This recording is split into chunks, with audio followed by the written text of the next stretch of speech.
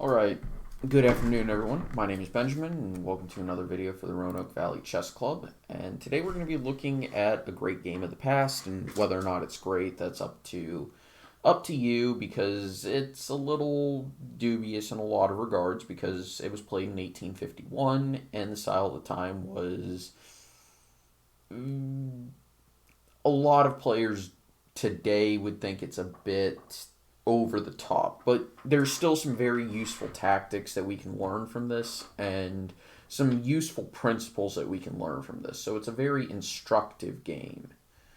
And it's the Immortal game between Adolf Anderson with the white pieces and Lionel Kizaretsky with the black pieces.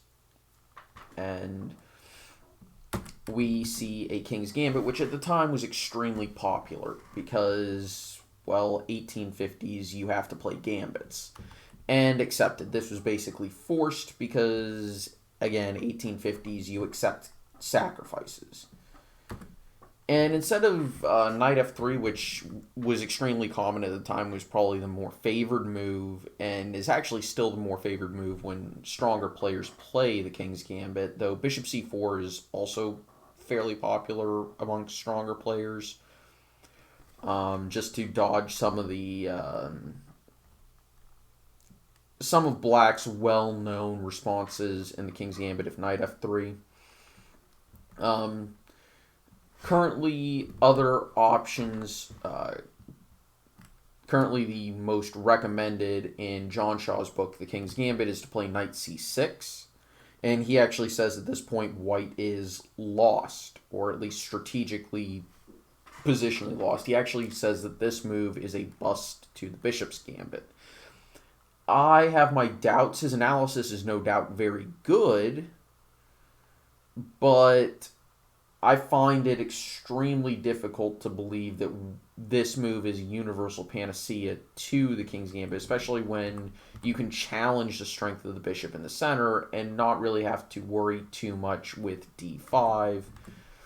And after knight c6, white still has a lot to play for. For example, knight f3, d4, you can even play c3. And set up a decent center because, well, Black has neglected, has basically deflected his only control of the center to f4 by taking the pawn. But whatever, we're not here to talk about theory and analysis. We're here to talk about a game. Queen h4 was played, and this is actually considered slightly dubious these days because White's king winds up being extremely safe on f1, and Black doesn't really have any attack. And we'll go to the game in just a minute, but knight f6 is certainly a move to put pressure on that pawn on e4. Knight c6 is certainly an option here. Just develop a piece. d5, challenge the bishop in the center. A lot of amateurs will play bishop to c5, but this is bad after d4 because you don't get the checkmate threat and you're getting your pieces kicked around, and the next move for white is going to be knight f3, kicking your queen. So bishop c5, I would actually argue, is a mistake. Anyway, Kizaretsky chose to play b5 to deflect the bishop away from f7 and give back the material. It was taken, of course.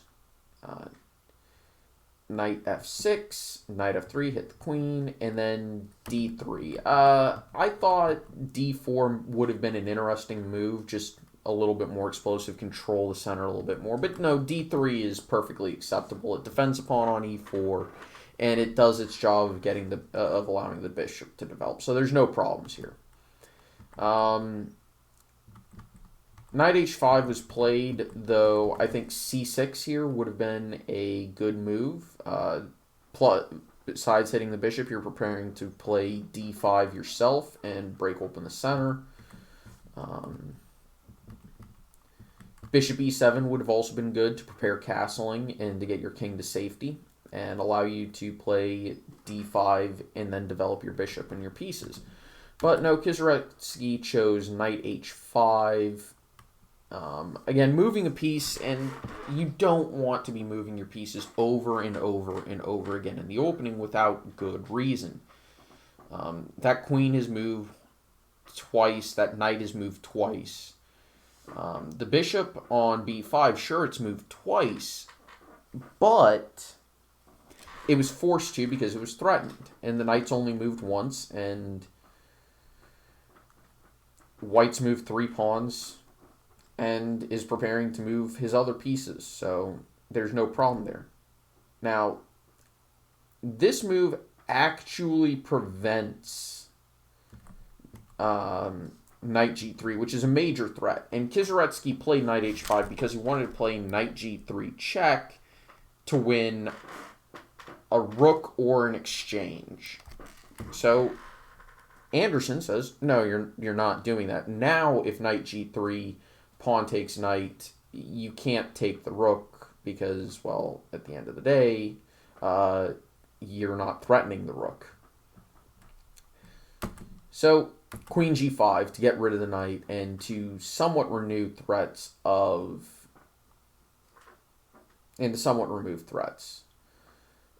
It's also a very good fork.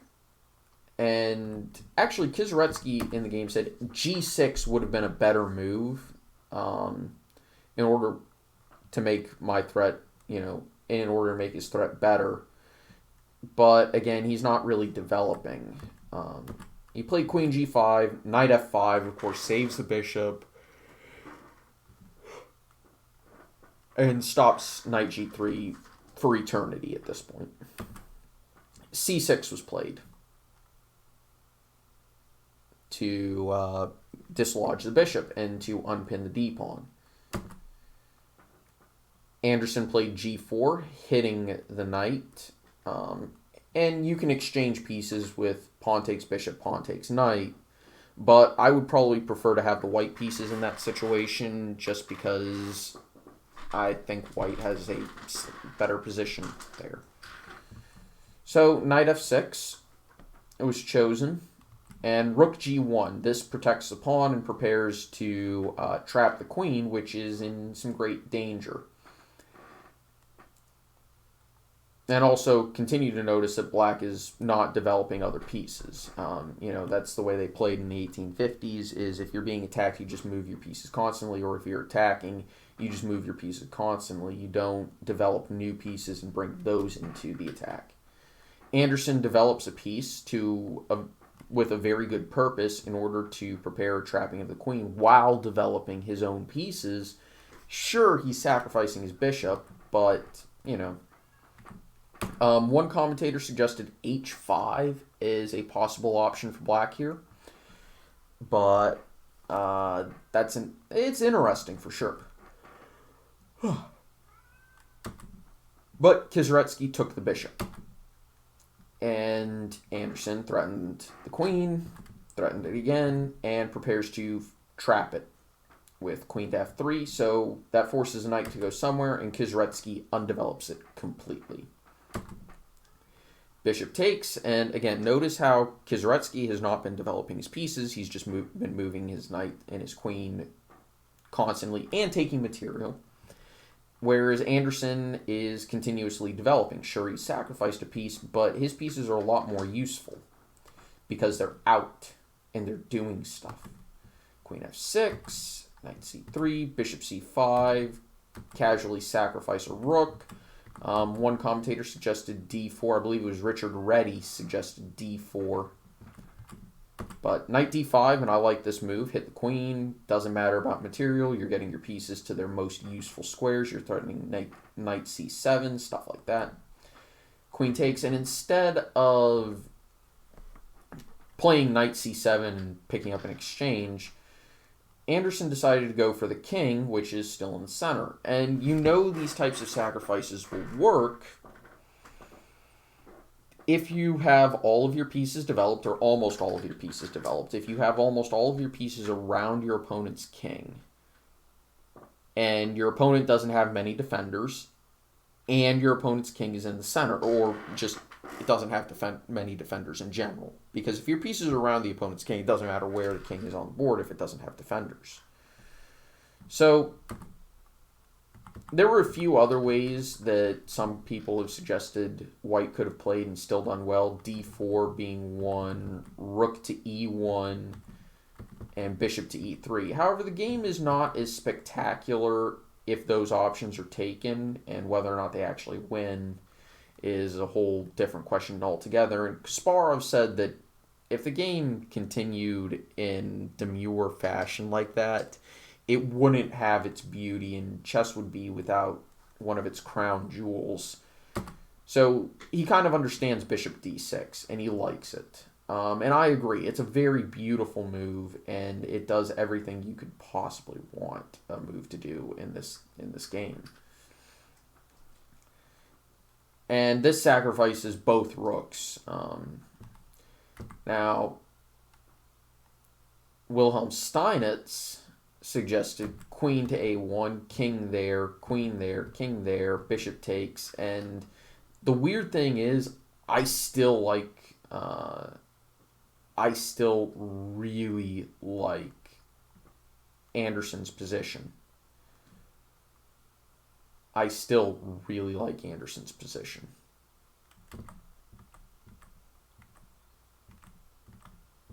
So bishop d6, and Kieseritzky chose to take that rook first.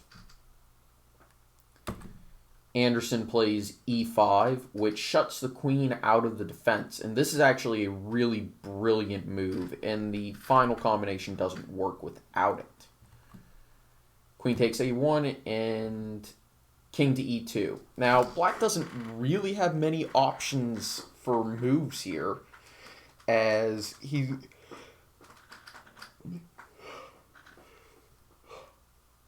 there's a mate in 2 threat with knight g7, king d8, and bishop to c7 being threatened.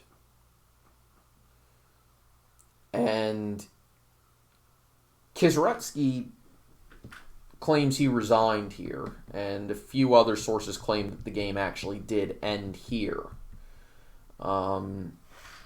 Some say that Kieseritzky played knight to a6, and then Anderson announced checkmate in a few moves and announced the mating moves.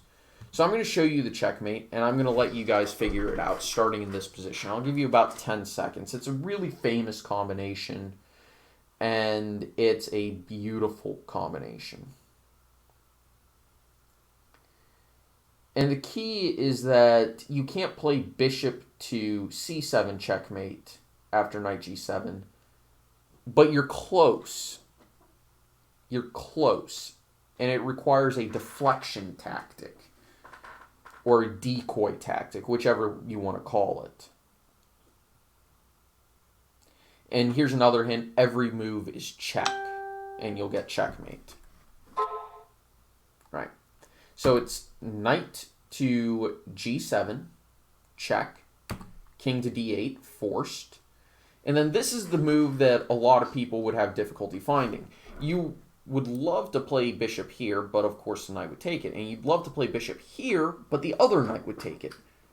However, that would be the only legal move is for knight takes. So you have to find another move that gets this knight away from this square, while also making it the only legal move for the knight to go away from that square. And Anderson announced queen f6, check. Now, you could play knight here, but take with the bishop, and that's it. And that it is checkmate. So you should, humor your opponent and play the move that allows the beautiful checkmate, which is knight takes f6, bishop to e7, check and mate. And that's how you find these combinations, is you tell yourself you want your pieces in a certain way. Now, how do I get them there? And especially when you're looking for checkmate. You want your pieces in a certain way. How do you get them there, and how do you prevent your opponent from taking them? And that's the basis of the combination. And as you can see, if the pawn wasn't on e5, queen f6 could have been played, but the pawn is on e5. Now, of course, you'll see in this position, white is down a significant amount of material, but white wins because it's checkmate.